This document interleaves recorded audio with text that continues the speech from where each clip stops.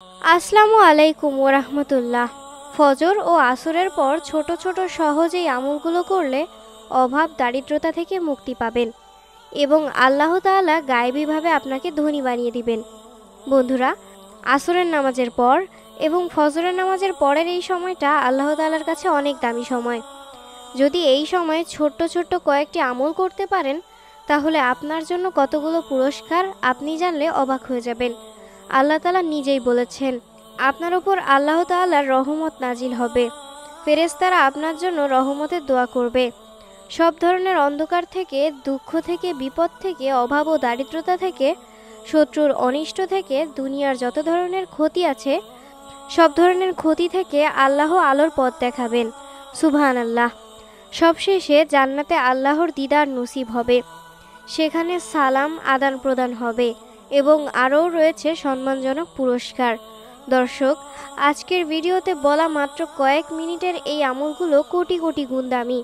আশা করি শেষ পর্যন্ত মনোযোগ দিয়ে আমলটি বুঝে নেবেন। ভিডিওটি শুরু করার আগে আসুন একটু প্রার্থনা করি। হে আল্লাহ, আমাদের বেশি বেশি ধন সম্পদ দান করুন। যারা বেশি বেশি ধন সম্পদ পেতে চান তারা সকলেই কমেন্টে লিখুন আমিন। আর এই ভিডিওতে একটি লাইক দিন। যারা চ্যানেলটিকে সাবস্ক্রাইব করেননি তারা চ্যানেলটিকে সাবস্ক্রাইব করুন। এই ভিডিওটির লাইক টার্গেট 10,000, তাই এখনই ভিডিওতে লাইক দিয়ে দিন। তো চলুন শুরু করা যাক। দুনিয়া থেকে দিনের ফেরেশতারা আসরের পরে চলে যায়, রাতের ফেরেশতারা আসরের পরে আসে, রাতের ফেরেশতারা ফজরের পরে চলে যায়, দিনের ফেরেশতারা ফজরের পরে আসে। প্রতিদিন আমার জন্য, আপনার জন্য দিনে 70,000 ফেরেশতা নাজিল হয়, রাতে 70,000 ফেরেশতা নাজিল হয়। যে ফেরেশতারা আজকে আপনার জন্য ডিউটি করছে তারা আগে কখনো ডিউটি করেনি, কিয়ামত পর্যন্ত আর কখনো ডিউটি করবেও না। তাহলে প্রিয় দর্শক, এবার চিন্তা করুন এই ফেরেশতারা কত হাজার বছর ধরে অপেক্ষায় ছিল আজকের এই ডিউটির জন্য। এদেরকে বানানোর পরে আল্লাহ তাআলা যেন একটা চিরকুট লিখে দিয়েছেন যে অমুক সালের অমুক তারিখে অমুক দিনে তোমার ডিউটি। এই কাগজটা নিয়ে সে অপেক্ষায় ছিল হাজার হাজার বছর ধরে। আজকে যখন তাদের ডিউটির দিন এসেছে, তারা কি পরিমাণে খুশি হয়েছে চিন্তা করুন। তারা খুশি এই কারণে যে তাদেরকে এই দিনের জন্যই বানানো হয়েছিল। সূরা বনী ইসরাইলের ৭৮ নম্বর আয়াতে আল্লাহ তাআলা বলেন, সূর্য হেলে পড়া থেকে শুরু করে রাতের অন্ধকার পর্যন্ত সালাত কায়েম করো এবং ফজরের কুরআন অর্থাৎ ফজরের সালাত আদায় করো। নিশ্চয়ই ফজরের কুরআন বা সালাত সাক্ষাৎযোগ্য, আর ফজরে কোরআন পাঠের স্থায়ী নীতি অবলম্বন করো, কেননা ফজরে কোরআন পাঠে উপস্থিত থাকা হয়।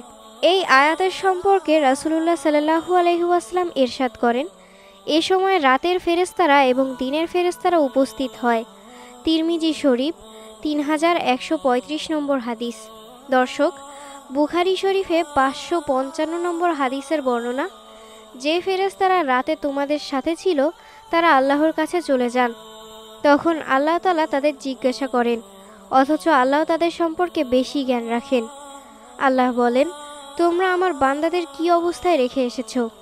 ফেরেশতারা জবাবে বলেন, আমরা তাদেরকে এই অবস্থায় রেখে এসেছি যে তারা সালাত আদায় করছে, এবং আমরা তাদের কাছে গিয়েছি এমন অবস্থায় যে তারা সালাত আদায় করছে।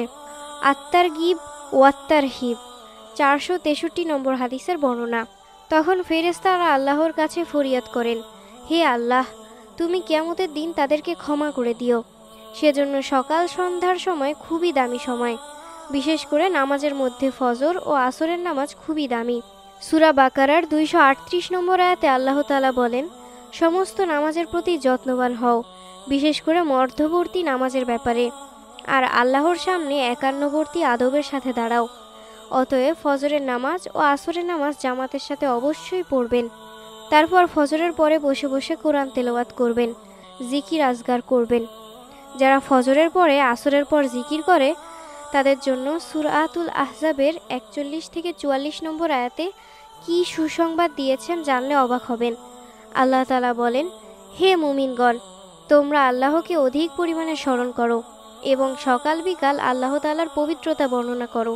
তিনি তোমাদের প্রতি রহমত করেন এবং তার ফেরেশতাগণ রহমতের দোয়া করেন অন্ধকার থেকে তোমাদেরকে আলোকে বের করার জন্য। তিনি মুমিনদের প্রতি পরম দয়ালু। যেদিন আল্লাহর সাথে মিলিত হবে সেদিন তাদের অভিবাদন হবে সালাম, তিনি তাদের জন্য সম্মানজনক পুরস্কার প্রস্তুত রেখেছেন। দেখুন, যদি সকাল সন্ধ্যায় কোরআন তেলাওয়াত করেন, মাসনুন দোয়া ও জিকির সমূহ করেন, তাহলে আপনার জন্য কতগুলো পুরস্কার রয়েছে। নম্বর 1, আপনার ওপর আল্লাহর রহমত নাজিল হবে। ফেরেশতারা আপনার জন্য রহমতের দোয়া করবেন। সব ধরনের অন্ধকার থেকে, দুঃখ থেকে, বিপদ থেকে আল্লাহর আলোর পথ দেখাবেন। সবশেষে জান্নাতে আল্লাহর দিদার নসিব হবে। সেখানে সালাম বা শান্তির আদান প্রদান হবে এবং আরও রয়েছে সম্মানজনক পুরস্কার। সুতরাং যত বেশি নেকি, যত বেশি জিকিরের আমল, যত বেশি কোরআন তেলাওয়াতের জন্য আমল উপরে উঠবে, তত বেশি রহমত নাজিল হবে। এখন সকাল সন্ধ্যায় কি জিকির করবেন তা অনেকেই জানেন না। আমি সারসংক্ষেপে মাসনুন আমলগুলো বলে দিচ্ছি। ফজরের পর 3 বার সূরা ইখলাস, 3 বার সূরা ফালাক, 3 বার সূরা নাস পড়বেন। সন্ধ্যায় তথা মাগরিবের পরেও একই আমল করবেন। আর জোহর, আসর এবং এশার পরে এই 3টি সূরা একবার করে পড়বেন। এই 3টি সূরা অর্থাৎ সূরা ইখলাস, সূরা নাস, সূরা ফালাক, এই 3টি সূরা দুনিয়ার সকল বিপদ আপদ থেকে রক্ষার কবচ।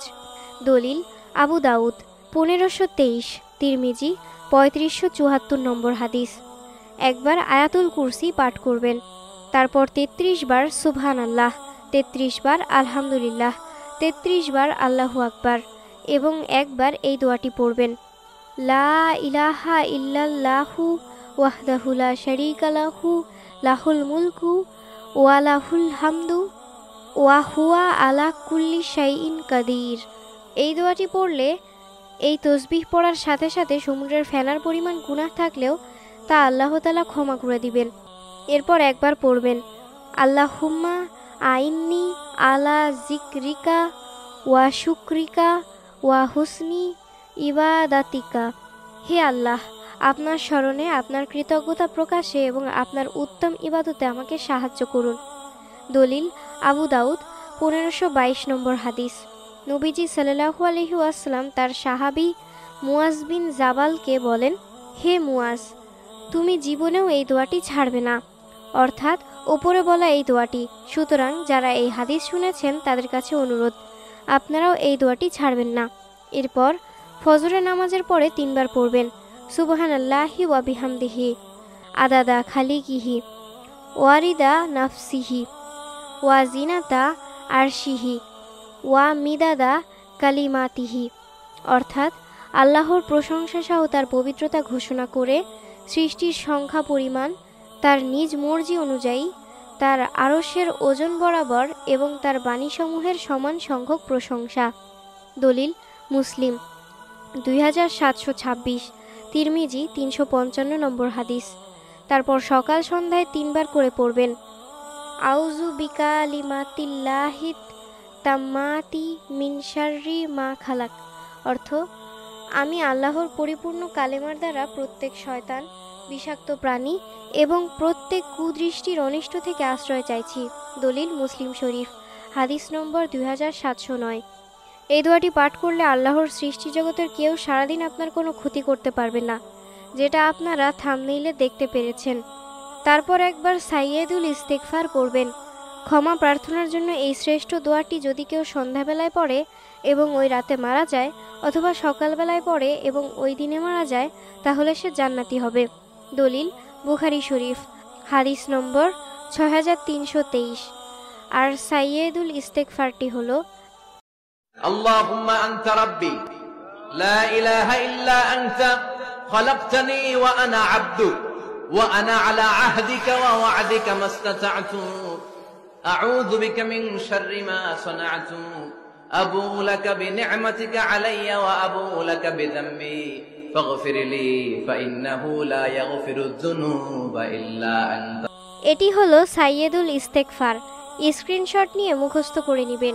দর্শক, ভিডিওতে বলা আমলগুলো আপনারা দরকার পড়লে ভিডিওটি পুনরায় আবার দেখে মুখস্থ করে নেবেন। নিয়ম মাফিক আমল করলে ইনশাআল্লাহ অনেক সওয়াবের ভাগীদার হতে পারবেন। আল্লাহ তাআলা আমাদের সকলকে নেক পথে চলার তৌফিক দান করুন, গুনাহ থেকে রক্ষা করুন এবং 5 ওয়াক্ত নামাজ পড়ার তৌফিক দান করুন। আমিন। কমেন্ট বক্সে আমিন লিখে উন্মুক্ত দোয়ায় শরীক হতে থাকুন, কেননা কে জানে কখন কার দোয়া কবুল হয়ে যায়। ভিডিওটি ভালো লাগলে অবশ্যই লাইক, কমেন্ট, শেয়ার এবং সাবস্ক্রাইব করবেন। আপনাদের যদি কোনো প্রশ্ন থাকে আমাদেরকে কমেন্ট করে জানাবেন। আমরা চেষ্টা করব আপনাদের প্রশ্নের সঠিক উত্তর দেওয়ার। তাহলে দেখা হবে পরবর্তী ভিডিওতে। আল্লাহ হাফেজ।